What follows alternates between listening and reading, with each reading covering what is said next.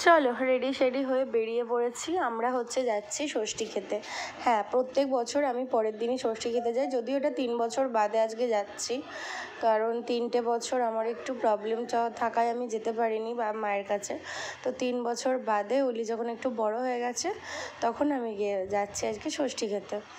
তো আমি যেহেতু ষষ্ঠী করি মেয়ে হবার পর থেকে, তো আকাশ সেই জন্য ষষ্ঠীর দিন আর কি যায় না, যেহেতু আমি খেতে পারি না। কিন্তু পরে আমরা দুজন একসাথে যাই।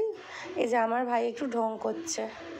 তো চলো তোমাদের ঝটপট দেখিয়ে দিই ষষ্ঠীর আজকের মেনুগুলো।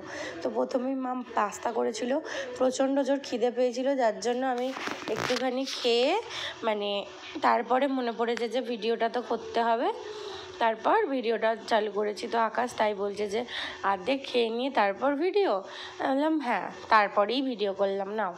তো এবার মা আমাকে দায়িত্ব দিয়েছিল যে চলো মেনুতে তুই চিকেনটা দেখিয়ে দিই, এটা হচ্ছে আকাশের পোলাওটা করবি, কারণ ভাই আমার হাতে চিকেনটা খেতে ভালো হচ্ছে। মুসুরির ডাল, চিকেন কষা, চিংড়ি কালিয়া, আর হচ্ছে চাটনি, দই, মিষ্টি, আর ছিল বাসন্তী পোলাও আর সাদা ভাত, আর সাথে ছিল আলু ভাজা পোস্ত দিয়ে আর স্যালাড।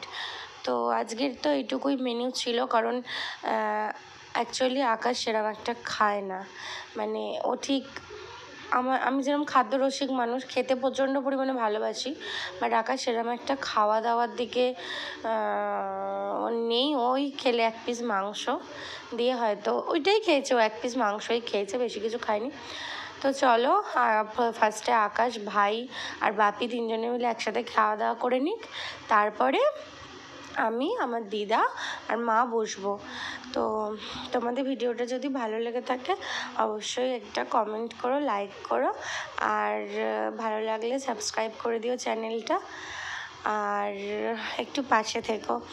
টাটা, সুস্থ থাকবে, সাবধানে থাকবে, আবার দেখা হচ্ছে পরের কোনো একটা ভিডিওতে।